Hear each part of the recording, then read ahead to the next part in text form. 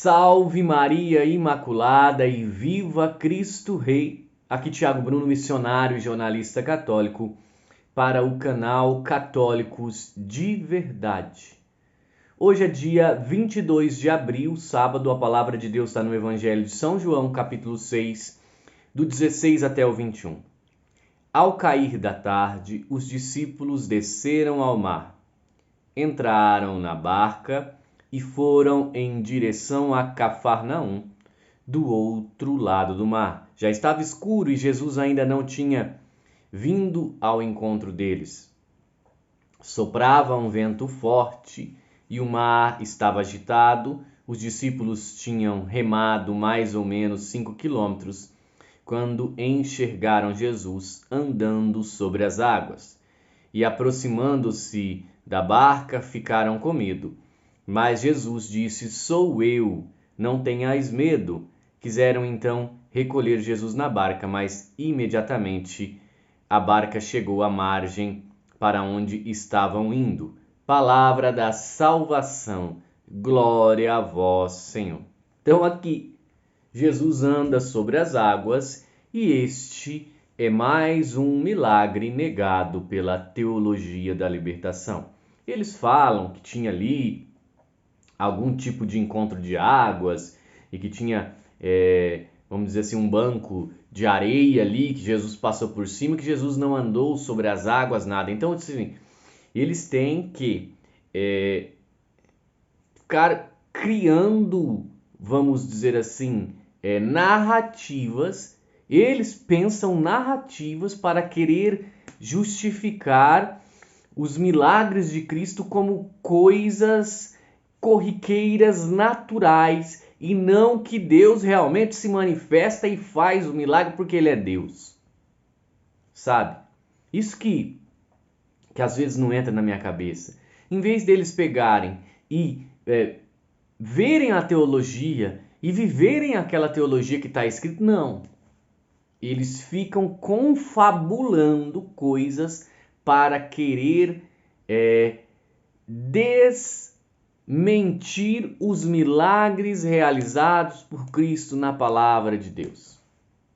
Vocês estão entendendo a gravidade? Então nós precisamos expor, sim, esses teólogos da libertação aí, porque a coisa tomou uma proporção muito maior do que imaginávamos. Nós estávamos combatendo um combate mais ameno, porém, com esses documentos da CNBB, de análise de conjuntura eclesial, de análise da sociedade brasileira, e esses dois documentos, nós precisamos erguer a nossa voz no sentido da verdade, tá? E daí, vocês podem falar assim, mas esses documentos, Thiago, quem escreveu esses documentos? Os dois documentos vão trazer ali nos seus rodapés pessoas que contribuíram para, vamos dizer assim, a construção desses textos. Tá? Existem padres, cardeal, tal, mas nós precisamos colocar aqui mais de 80%, de 80% a 90% são leigos que escreveram esse documento, tá? Em sua grande maioria, professores da PUC, a Pontifícia Universidade Católica, né? Então, esses professores que escreveram esse documento, eles estão nas PUCs dando aula de teologia, de filosofia, para os seminaristas, muitos que estão se formando padres. Vocês vão ver como que o negócio é muito mais embaixo do que nós imaginávamos. E daí você vai ver o currículo desses escritores aí, desses colaboradores para a formação desse documento. O Fabiano do Educar para o Céu, meu amigo, já no Instagram do Educar para o Céu, ele destrinchou muitos leigos, quem são, quem pertence. Tá lá no Instagram do Educar para o Céu. Eu não vou aqui citar nomes, mas lá tá no Educar para o Céu ele fez. Mas eu também dei uma pesquisada. E assim, você pega o nome que tá ali no rodapé do documento. O documento tá no canal do Telegram lá, vocês querem ver, tá lá.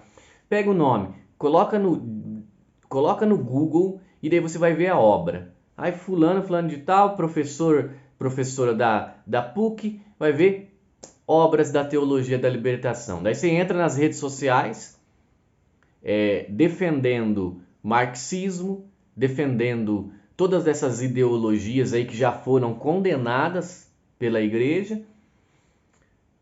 E o mais incrível, muitos estão participando ativamente do novo governo também, tá? Com cargos, funções. E daí você vai falar assim, mas gente, como que a CNBB coloca essa galera aí, toda da esquerda, da teologia da libertação, para escrever documentos que vão nortear a Assembleia dos Bispos? Como? Não tem um que não seja da teologia da libertação.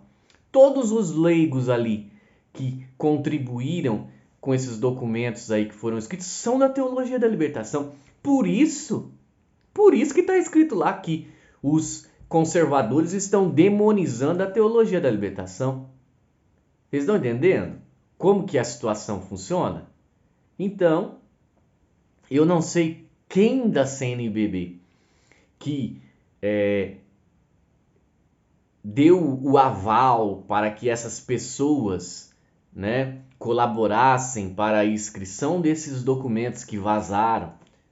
Mas a situação é o seguinte: é lastimável deixar que uma reunião dos bispos do Brasil, lembrando que os bispos do Brasil, nós temos bispos bons, conservadores, e temos os péssimos da teologia da libertação, que estão com as asinhas de fora, com as manguinhas de fora, dominando tudo. Daí, não tem um teólogo sério. São todos ideologizados, todos com ideias ideológicas diferentes do que a igreja sempre ensinou. Por isso que os documentos rebatem aqueles que querem ser tradicional, porque a teologia da libertação é uma teologia nova na igreja. Então ela condena, eles querem condenar e excluir todo ensinamento anterior à teologia da libertação, né? Que, convenhamos, não é um ensinamento aprovado, mas sim condenado pela igreja. E daí podem até vir e falar assim, mas porque os teólogos da libertação falam isso, tá? Que não, tipo o Padre Zezinho, por exemplo, não, a teologia da libertação é muito boa e não sei o quê. Mas mostra pra mim, onde que a teologia da libertação não é marxista, socialista, esses istas aí. Sempre é. Sempre é.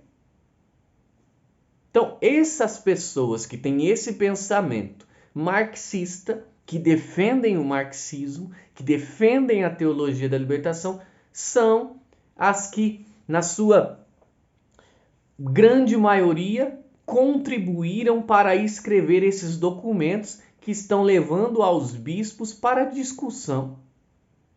Olha que coisa, Como que você é descabido pensar? Isso é um atrevimento com a fé, um atrevimento com a Igreja de Cristo fazer isso. Então, meus irmãos, aí nós vemos como a teologia da libertação tem força e como ela está dando as cartas na CNBB, entenderam? Essa é a questão. Não adianta falar que tem os bispos conservadores, tem os bispos bons, mas esses estão quietinhos, sabe? Quietinhos. Existe ali, vamos dizer assim, um grande cartel da teologia da libertação que domina tudo, tá? Essa é a realidade de hoje. E nós, quem que pode levantar a voz? Os padres não podem. Se levantar a voz, serão cancelados. Os bons bispos têm que juntar uma grande quantidade para poder levantar a voz. Sozinhos, se levantarem a voz, serão também, no mínimo, deixados de lado. Quem pode levantar a voz? Nós podemos levantar a voz e falar assim: nós não queremos uma igreja ideologizada. Nós queremos o ensinamento católico de sempre, porque é esse que salva almas e não essas ideologias que vocês querem colocar. Simples, nós temos essa liberdade de levantar a voz e falar que nós não aceitamos essas ideologias dentro da Santa Igreja. Então, esse é o caminho. Rezemos muito pela igreja, rezemos para que os bons padres, os bons bispos consigam ter voz, e nós temos que também fazer a nossa parte, não aceitando que nossas paróquias sejam berços da teologia da libertação.